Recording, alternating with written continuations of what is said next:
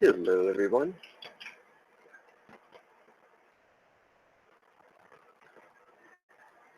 Hope you guys are doing all right tonight. You've had a good weekend so far. I'd like to start. I'm going to start with these passing disciplines for the next few days until I cover every single one. I'm going to start doing the paradigms of magic, which is basically the structure of magic for all our communities. No matter what you practice, you'll pretty much will be able to find one, or whatever you practice, find in one of these modules or combination thereof.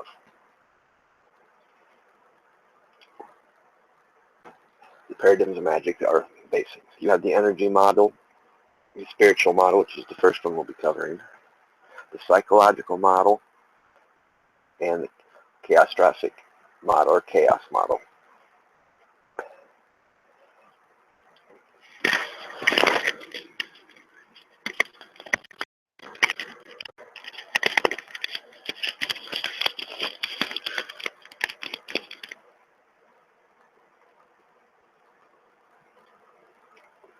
It basically is the structure of, it's how we structure our magic. Learning about them will also help us be able to utilize them more. Better understanding of how, when we do ritual work, spell work, or work of any type in the magical spheres, that somewhere it's covered in one of these modules.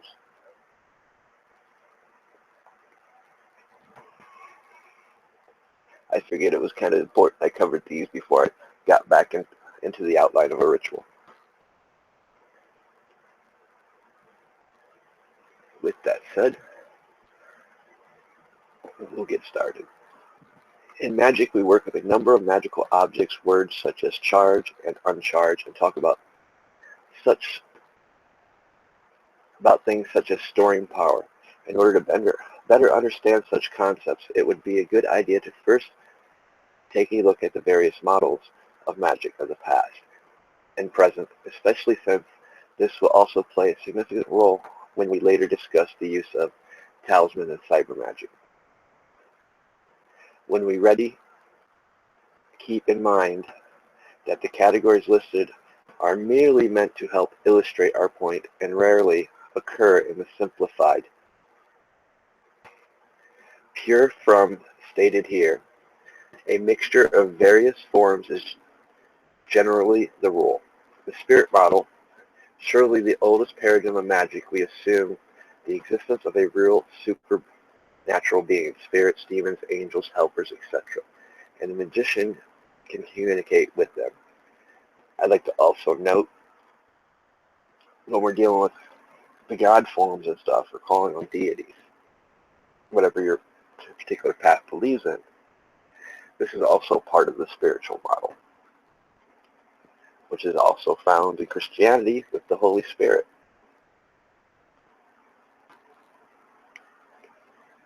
They just have a different understanding and misinterpretation of it, in a sense.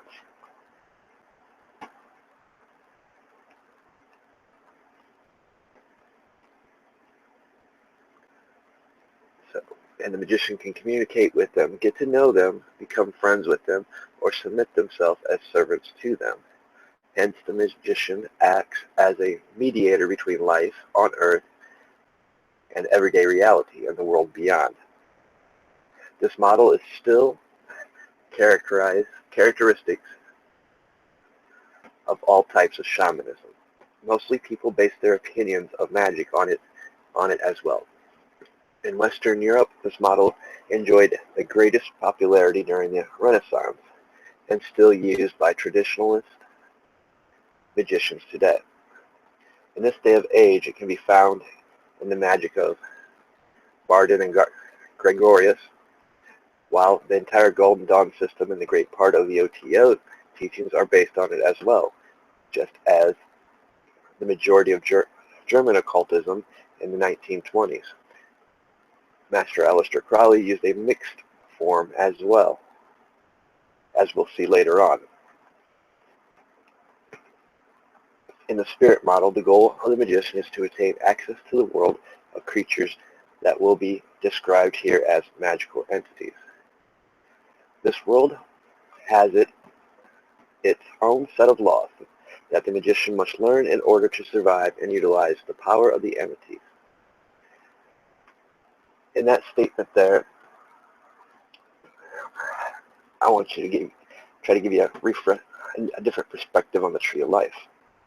Each sphere is entitled, is given a God name. It has angels ruling it. As we traverse the tree, we interact in those spheres, or sephira, and learn through the various entities, intelligence, even our planets. See, that's where you're gonna find that the spirit realm also takes part into the planetary magic, a lot of earth-based magic.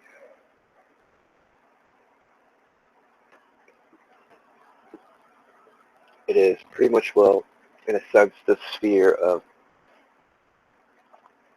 conjuring and invocation of the spirits, whether it be elemental, planetary, zodiac, angelic, demon, or what may. Phase, so much can be categorized into this that I think a lot of people don't understand, especially when you hear the Golden Dawn, the O.T.O, a few other ones say low magic. Well, not really. Every belief and practice has their own little steps in here that nobody would say otherwise. I mean, our goal is to always ascend beyond each model, but we're still going to use each of these in our everyday practices. Eventually we just get to the point we don't even realize we do it.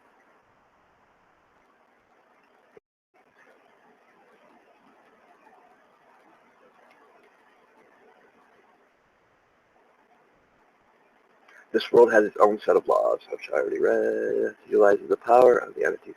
Each entity has its own name, formula, and displays its specific, unmistakable character, and can therefore be considered an individual personality that has strengths and weaknesses. With the help of trance or gnosis, which is a term I use more often than not, the magician travels to their realm where one can either make friends with them or have them serve oneself, provided that one has enough power and knowledge to do so. Such relationships can be quite dangerous at times, since some spirits, such as demons, may not be all that eager to serve the magician, and or just might want not like him or her. Which also goes on to state, when you're dealing in that realm of things, they prefer to make bargains, and do nothing for free. I'd like to remind you guys that, remember this, they have to. There ain't no wheeling and dealing. We have dominion over all things, angels included, and especially demons. We don't make deals. We command.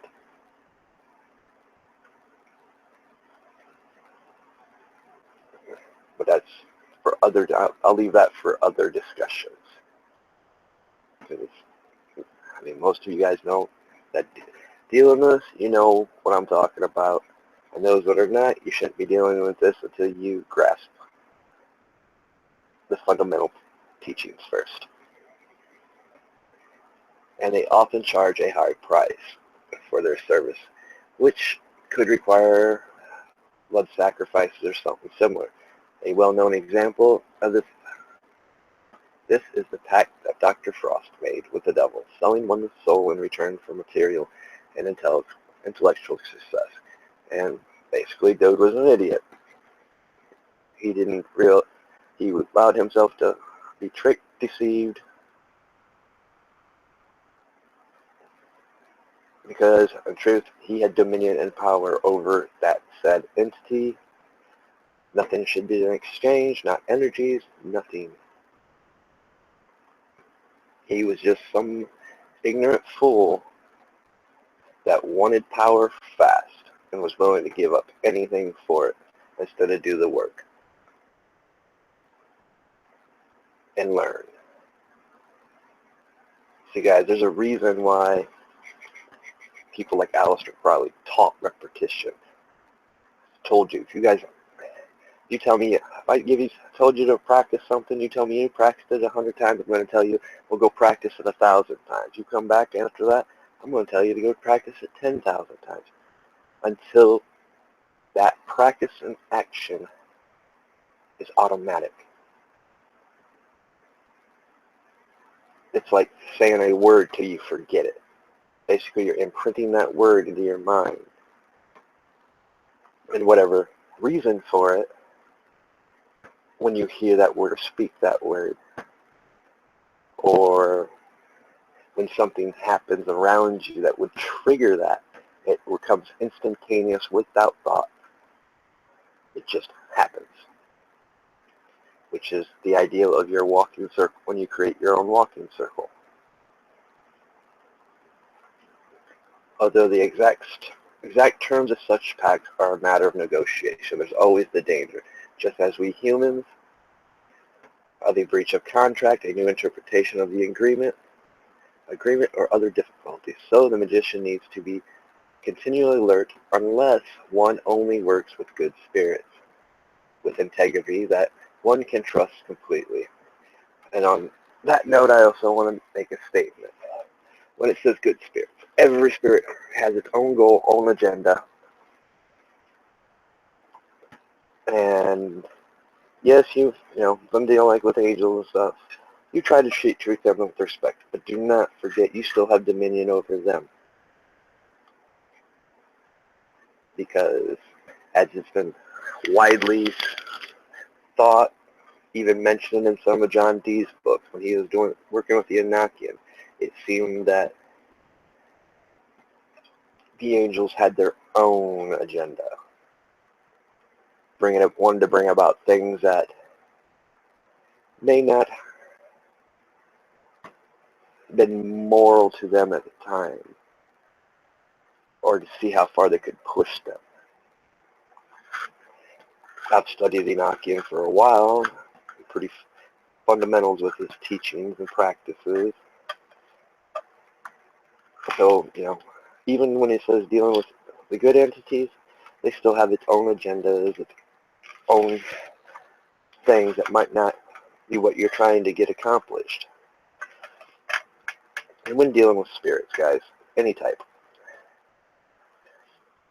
whatever you're wanting, you need to be precise with your wording, leaving no loopholes,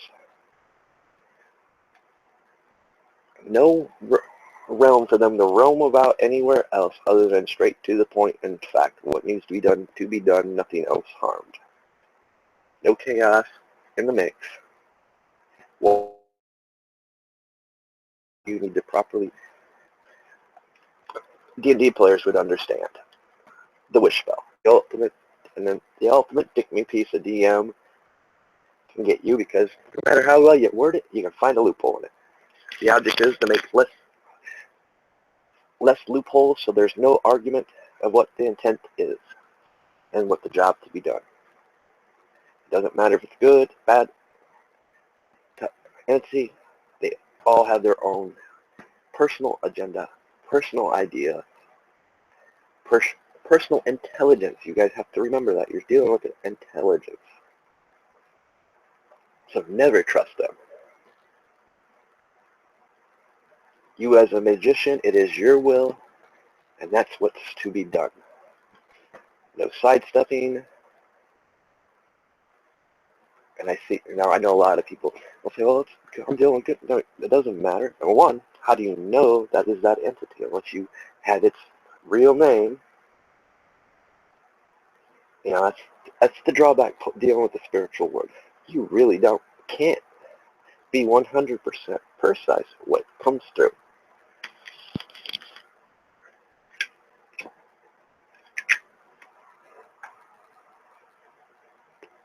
From what I had said above, it is clear that spiritualism, which originated in America in the mid-19th century and is still popular all over the world today, now often called channeling by New Agers, is an excellent example of the spirit module, even though it generally focuses on divination and prayer instead of an actual magical operation.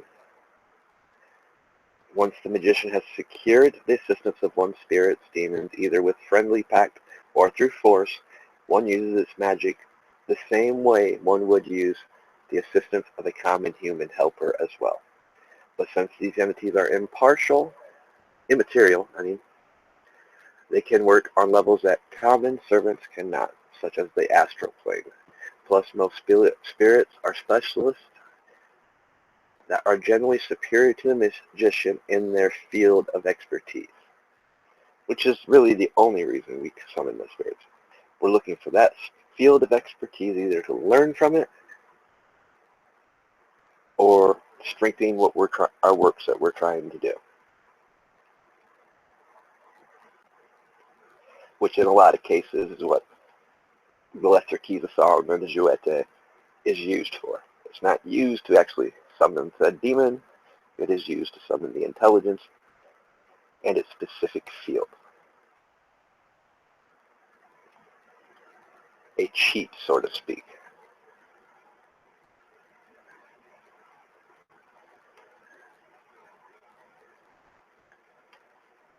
Plus, for an example, a magician would summon the Mercury demon, Tefeta, I can't even pronounce that word, never have been able to, Tefara, to achieve magical goals that are related to the Mercury sphere, which, while the Mars demon, Barsabul, would be summoned to destroy an opponent or to learn the art of warfare.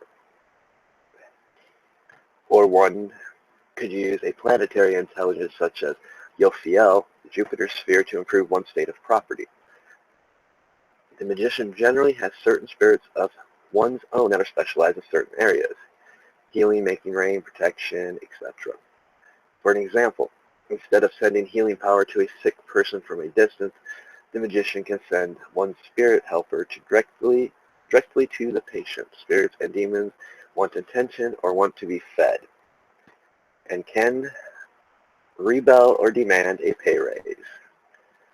And they're not infallible. Just because they're experts don't mean that they can not make mistakes or fail, but in generally they can expand the magician's scope of action considerably, although the quality of one's magic depends on the amount of control one has over such spirits, which should be total control because you have command over them, all things. As when dealing with spiritual model, I will utter that phrase till I'm blue in the face, so you get the point. They have no control over you. You have control. And therefore, anything they do is on you for not properly wording things and not properly commanding them to do, excuse me, and leaving one too many loopholes for them to go astray, cause mayhem and chaos.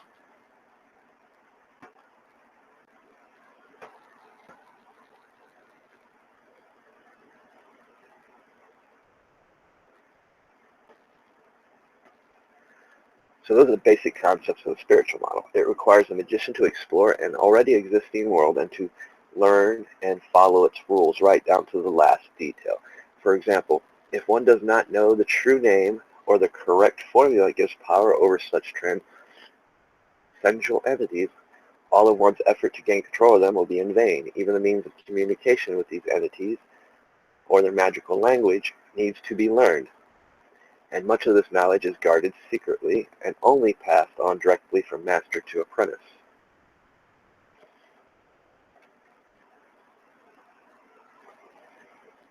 Therefore, through training is generally required before magical operation can be performed. One last note on the spiritual model, and one that most don't even realize is a major part of it, and a very important one to the magician. When we take oaths and vows, which is also part of this model, and one that opens us up to many of the things spoken in here, most just look at the vows and oaths as words said, not what they really are, and that is foundation set in the spirit model. That opens us up to the world of theirs, something for you to think on before you take your next vow or oath. Yes, because when you take oaths and vows, you're actually binding yourself to certain set entities, whether they be angelic, demonic, because those are the ones that will come to you if you go astray from those oaths and vows.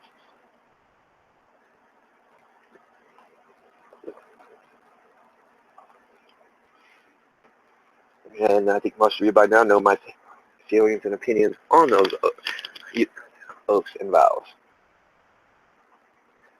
If they have anything to do with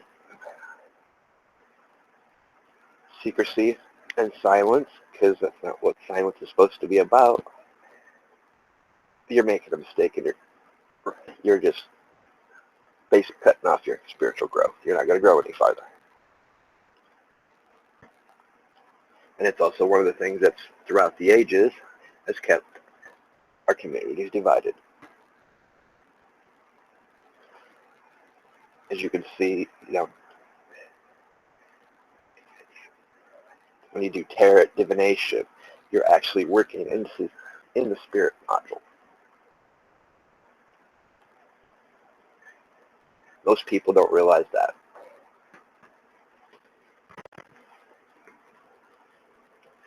Most people think that when they're doing such things, they are following other avenues. I mean, here of late I've been seeing a lot in certain groups of spirit magic going on through divination. You just do scrying through a mirror using candles of smoke that comes up. You got to remember, entities are drawn to that because you're opening the door when you do that. The Ouija board's based off spirit magic.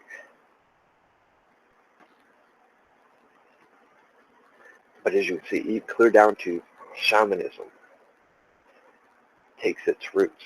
So when I hear people talk about, I'm mainly the groups I've been taught from, I get tired of the high magic, low magic. In truth, I use very little of the spirit model. I use pretty much other models, and because it's, as we learn to get away from it to the next stage of elevation. I don't want to say elevation, to the next evolved state, which in this case would be the energy module, which we will be talking about next. But as you can see, the fundamental roots of our magic started with this module. I mean, we still use aspects of it because it's all around us. But we start working off the other modules mainly to protect us from them and from us in a sort of in a twisted way, because we don't want that give and take. We don't want, oh, you need energy, so if you do this for me, no, you're going to do this for me. Now, if you do the job right, I might reward you. But nowhere in there is a contract or deal made. Your reward should be helping me and helping someone else.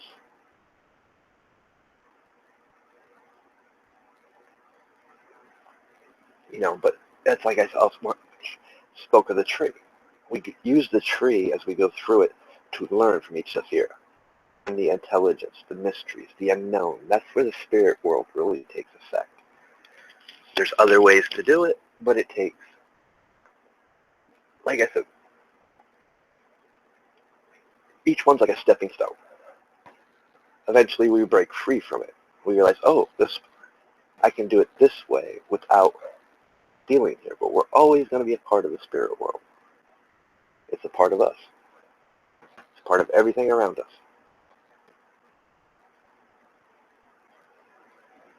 You know? I mean, for me, I have to be careful dealing with any spirit magic because being an empath, I'm very susceptible. Which is why I do a lot of, when I deal with that type of situation, I jump to the energy module and rely on energy over having spirit. But I also know that I am in charge. I have full control and command over these things. That is our God-given right. You know, whether it's commanding through power words. See, even our words our base has its starting basis in the spiritual world. Our breath. Because if we breathe those words, speak them, we charge them.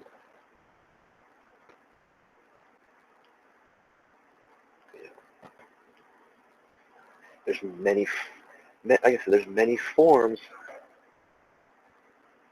that we can actually see from what I've read to you guys.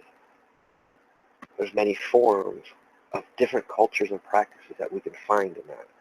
And that's the thing, guys. Don't be afraid to research other belief systems. You know, when I wrote up the Paradigms of Magic, that was like 10, 11, 12 years ago. And probably longer than that. You know, I've shared them as written posts for years now. The first time I actually sat down and wanted to do a video on them, explaining them better. Because each one, it's a structure. It's a beginning of a formula. It's how you start to put pieces together. Like using the planetary aspects, using the intelligence as a spirit from each. When we jump into numerology, a lot of its base foundation starts here and goes through each of the modules. The only module that throws everything that we teach is the last one I'll talk about, which is kind of my favorite. But even I have evolved away from that one. Because as I pointed out, these are just stepping stones to cyber magic. Which is a different form. It takes our ability and consciousness to a new level, to where we're not relying on these modules that basically become primitive and archaic. But they always have their purpose, and they have their use. They're stepping stones and teaching. I mean, sometimes, you know, like me, maybe I want to do some divination, and I don't want to rely on my empathy to always do it. I want to rely on my tarot decks, which, as I discussed, or I'm still working on, just doing a separate one on the tarot deck and the magical alphabets. That those are part of me. I've created them. I've given them life. So therefore, they actually have a spirit of their own, an intelligence of their own. Unlike the bought ones you buy. The bought ones you buy are just that, somebody else's. How many hands touched that when they were making it? how many influences there are on that.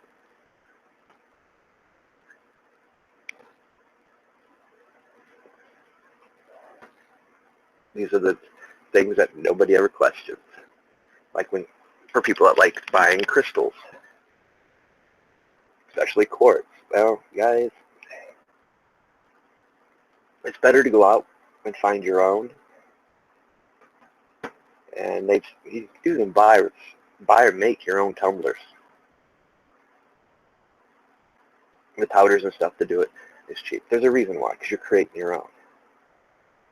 Because especially the quartz, they take on the energy, the properties that's around them. They're actually kind of like, in a sense, they're kind of like a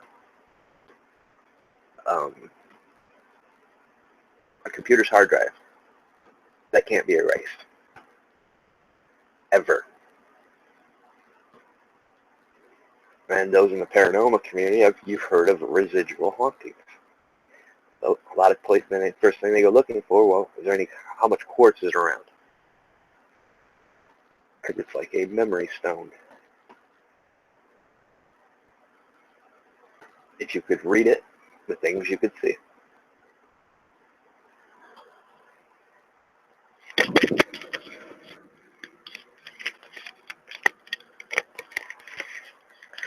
Well, if for some odd reason my earpiece just don't want to stay in tonight.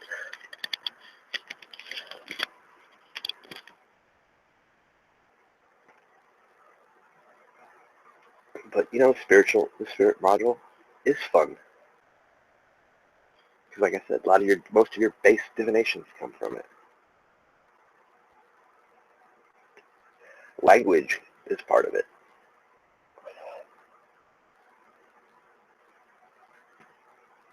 But as you grow and learn, you start incorporating the other modules, and adding it to the language, charging it, giving it power. You start relying less on other entities, but on your own self to create an entity.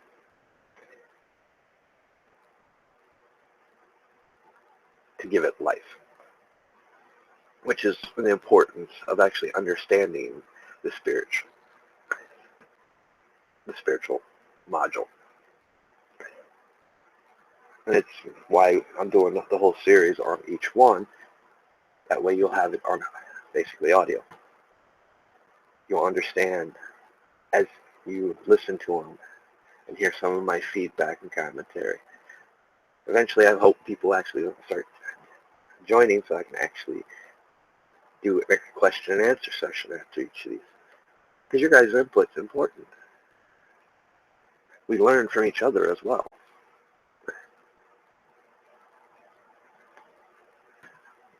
You know, it's just not my voice coming through. I have no problem sharing the link when I'm running out of Hangouts to share with you guys to come and be able to ask a question or via chat. It's just, like I said, it's just another tool we have to where we can actually hold group discussions within our communities and groups.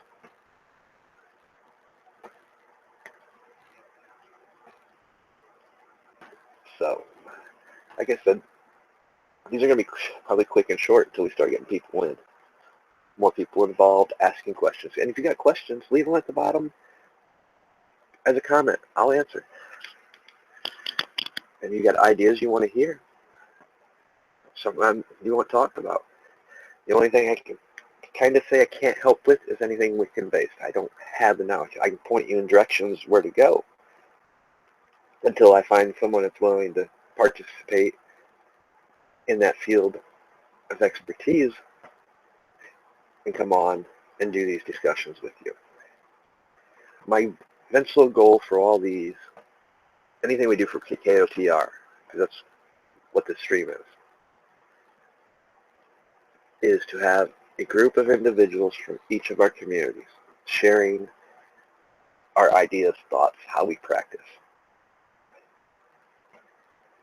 So in a sense, yes, I'm working on the spiritual module right now myself, creating something for everyone to participate and take part of. You guys, so if you guys want to get updates and stuff, subscribe to my channel. Make sure you click on that bell, click that check mark in the box so you get updates when I go live.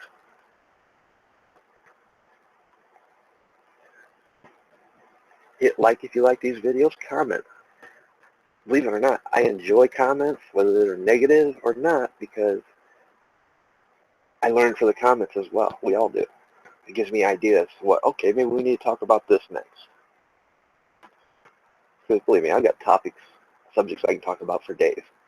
I'm not going to get bored with doing these videos. And like I said, if the occult stuff isn't your thing, check out my playlist. They're all labeled. So when you see paths and disciplines pop up, you know that's not for you. Whereas you see truth portal, hey, that might be for you. That might be some news, or you just want to hear me ramble about odd topics. But be careful on that one, because you guys got to realize, yes, I carry many genres because they're all part of my everyday life. They're the things I like, enjoy,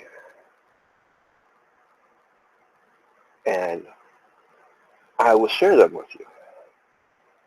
So don't get mad when I talk about. I already had somebody unsubscribe from me because, well, for those that don't know, I've been doing something about Wikipedia.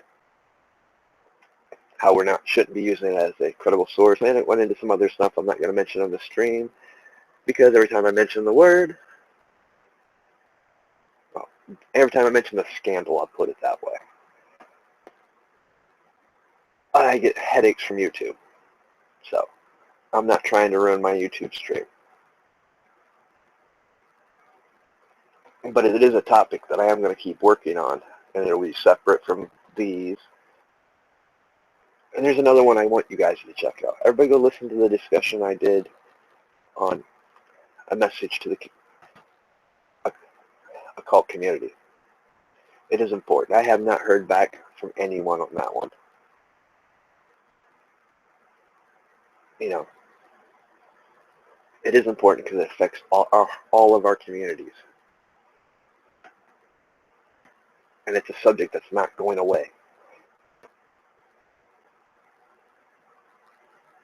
So, like I said, the next one I'll be doing tomorrow. Actually, I'm going to give you guys the time, for those that actually watch this video all the way through. That's another thing. If you're subscribed to my channel, you guys can see my events. Just go to my channel, and my live events are, been trying to schedule them ahead of time so people know. And most parts, really,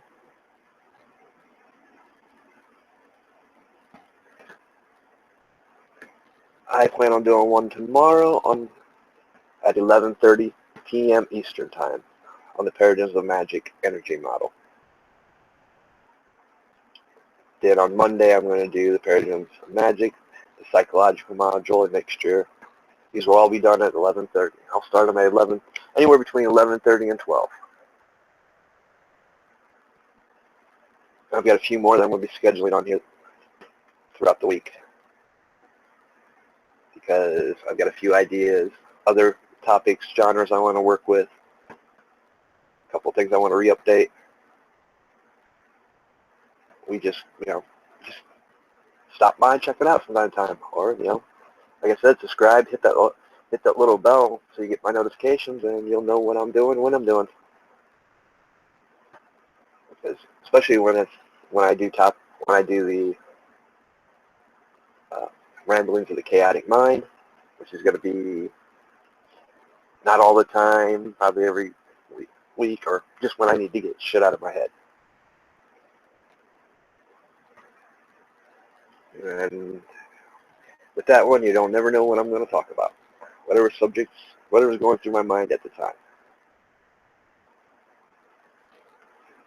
So, like I said, I've enjoyed doing these. I've enjoyed seeing these videos starting to get more likes, more views. You guys definitely help me start this year off to a great start.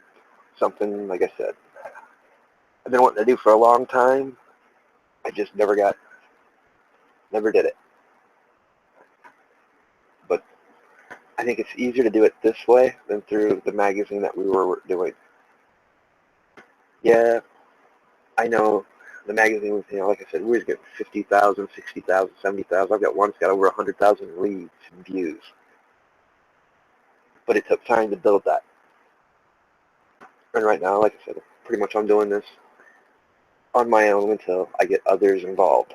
And if you guys are interested in getting involved, message me here on Facebook, on YouTube. Go to my channel, my Twitter account's linked there, or go to my About Me and you get my email address. You can email me. For some people that want to participate in doing these videos. I've got the software set up now to where I can actually do a lot of really neat stuff. I know some of you see my XSplit videos that I've done from XSplit instead of using the Hangout. What I'm capable of doing, I'm capable of actually putting my Hangouts in my XSplit. So I can do big group stuff, bring you different things, show you things. So just keep tuned. You guys have a good night.